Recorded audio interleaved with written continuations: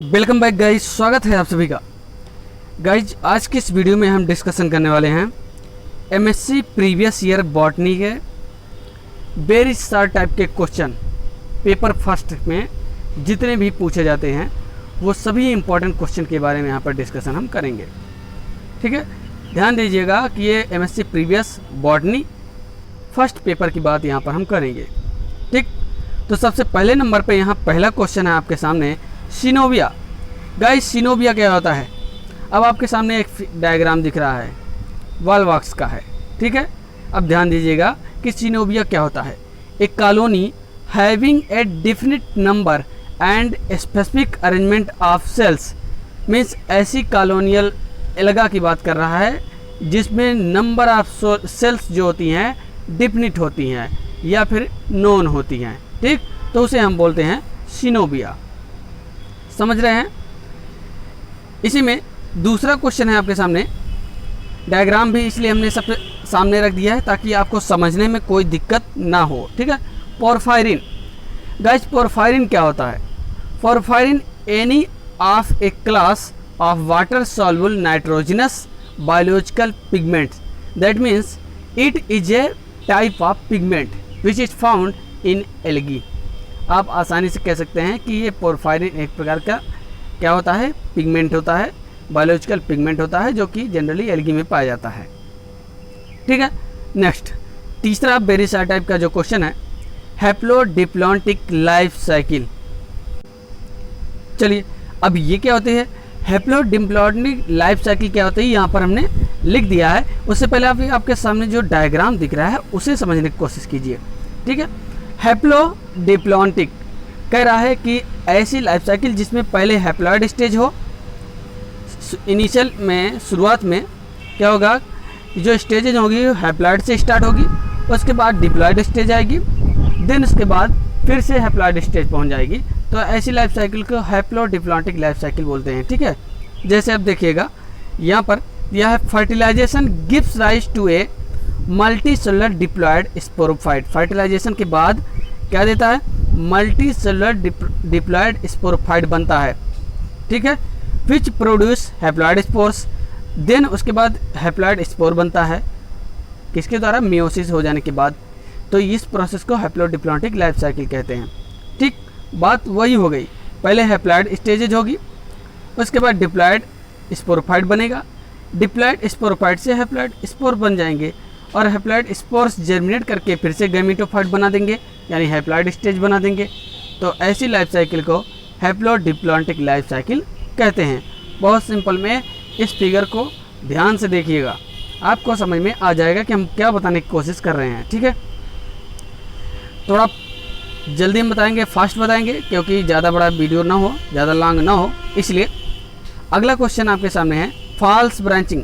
ये जो क्वेश्चन यहाँ पर हमने रखा है ना, सारे के सारे क्वेश्चन हर वर्ष आते हैं एमएससी वालों के पहले पेपर में, तो इसलिए डायग्रामेटिक हमने ये रिप्रेजेंट करने की कोशिश किया है ताकि आपके दिमाग में अच्छे से ये बैठ जाए और भूले नहीं। इसमें से लगभग क्वेश्चन फिर से पूछे जाएंगे, यानी हर साल यही पूछे जाते हैं, तो बेफिक्र रहिए और देखते चलिए। अगला फॉल्स ब्रांचिंग क्या होती है? अब फॉल्स ब्रांचिंग जो होती है गाइज, वो साइटोनिमम पाई जाती है। अगर आपको डिफाइन करना नहीं आ रहा है तो आप एग्जाम्पल बता दीजिए कि किस में होता है, तो भी आपको नंबर मिल जाएगा, आपका नंबर नहीं कटने वाला है। वेरी शार्ट टाइप क्वेश्चन जो होते हैं उसकी यही खासियत है कि अगर आप उसका जवाब आपने सही दिया है तो आपको नंबर भी अच्छे मिलेंगे, उसके कटने के कोई चांसेस नहीं रहते हैं। ठीक है, चलिए देखते हैं। Filamentous algae, generally filamentous algae की बात कर रहा है और वो भी ये प्रोसेस पाई जाती है, ध्यान से देखिएगा, किसमें पाई जाती है? साइनोफाइसी के मेंबर में। साइनोफाइसी जितने भी ब्लू ग्रीन एल्गी हैं, जो भी ये फॉल्स ब्रांचिंग की प्रोसेस है वो ब्लू ग्रीन एल्गी में ही पाई जाएगी। अब किस में पाई जाती है, किस में नहीं पाई जाती, इस पर हम बाद में बात करते हैं। ठीक है, जनरली एक एग्जाम्पल तो आप अपने दिमाग में बैठा ही लीजिए, साइटोनिमा, जिसमें फॉल्स ब्रांचिंग पाई ही जाती है। ठीक, अब चलिए देखते हैं इसमें filamentous algae a break in the filaments with one or both ends projecting from the sheath, giving the appearance of branching. अब होता क्या है कि फिलामेंटस एल्गी जो होते हैं साइनोफाइसी के यानी ब्लू ग्रीन एल्गी के, जिसमें साइटोनिमा आता है, उसकी कोई एक सेल डेड हो जाती है। ये प्रोसेस सेंटर में भी, बीच में भी, फिलामेंट में कहीं भी हो सकती है या एंड पोर्शन में भी हो सकती है। अब कोई सेल डेड हो जाती है, उसके बाद वहाँ से new branch like structures filament बनने लगता है, तो उसी को फॉल्स ब्रांचिंग कहते हैं। जैसा कि आप इस फिगर में देख सकते हैं, साइटोनिमा का है। अब यहाँ की जो सेल थी वो डेड हो गई थी, लेकिन ये जो साइड वाली जो सेल है, दोनों एंड की जो बची हुई हैं, इनके माध्यम से एक आगे फिलामेंट बढ़ता चला जा रहा है। सो ये जो ब्रांच लाइक दिख रहा है एक्चुअली में ट्रू ब्रांच नहीं है ये, इसलिए इसको फॉल्स ब्रांचिंग बोलते हैं। ठीक है, तो उम्मीद कर रहा हूँ कि ये बहुत ही बेहतरीन तरीके से आपको समझ में आ रहा होगा। क्यों?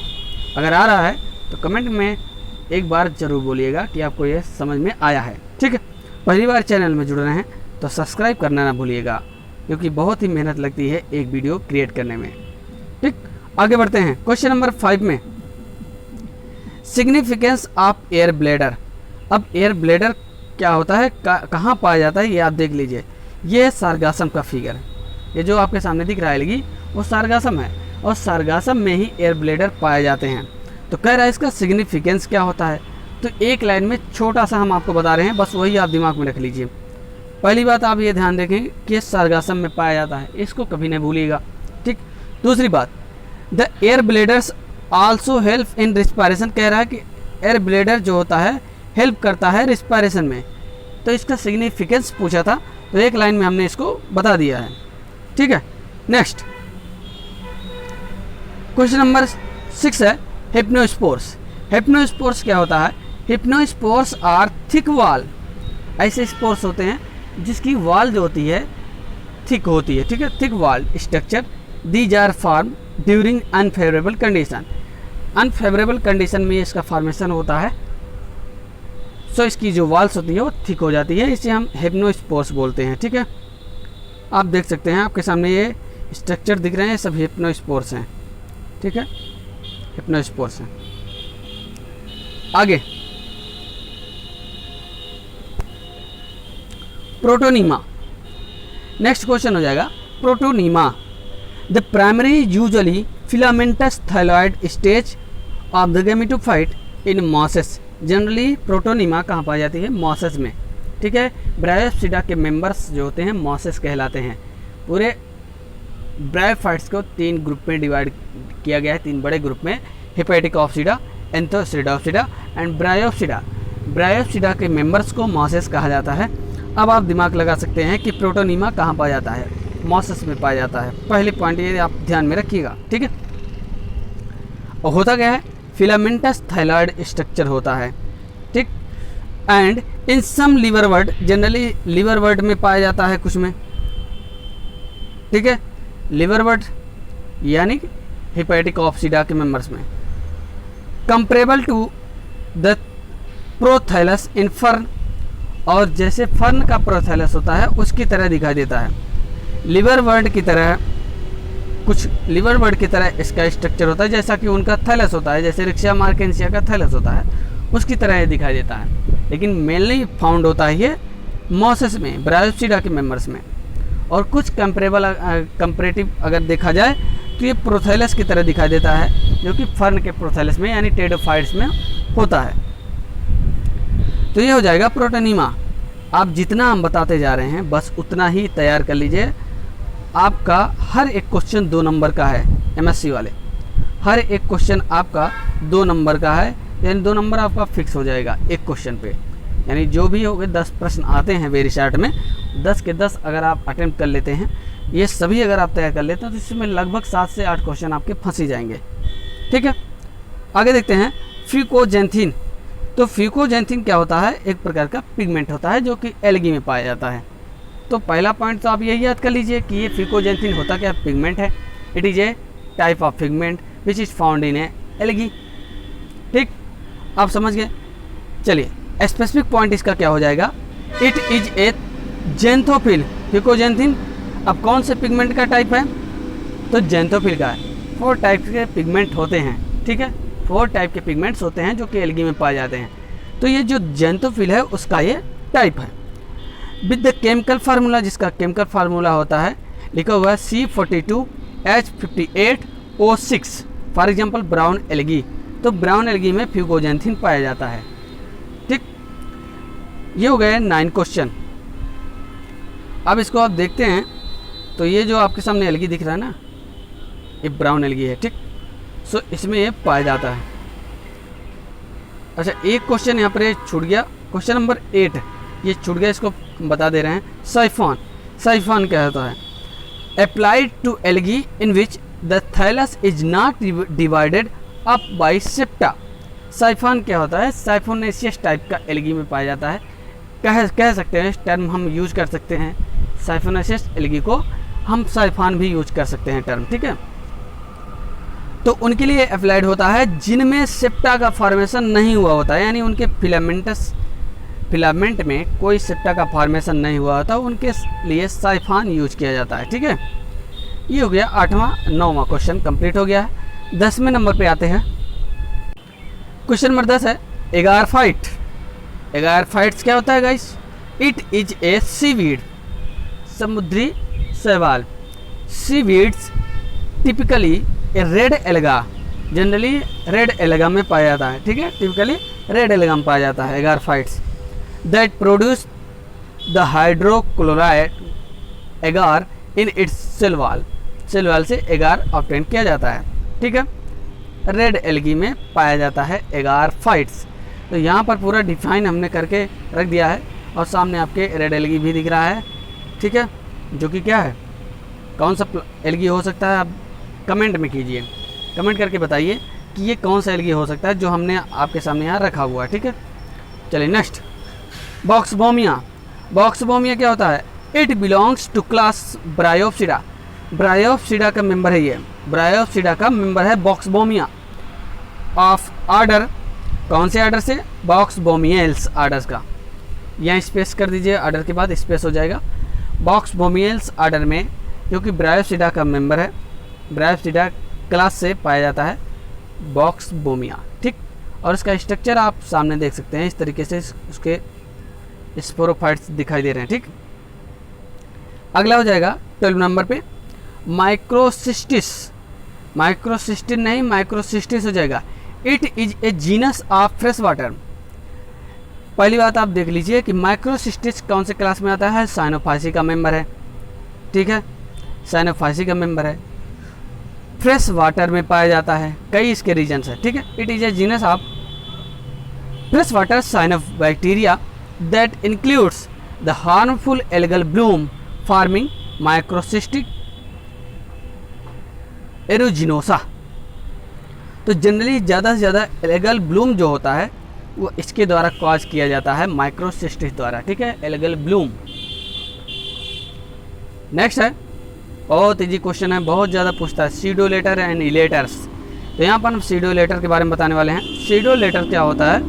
फॉल्स इलेटर कहलाता है। ठीक है, देखिए, the spores are cells called pseudoelaters which change shape as they dry out and thereby assist in scattering the spores.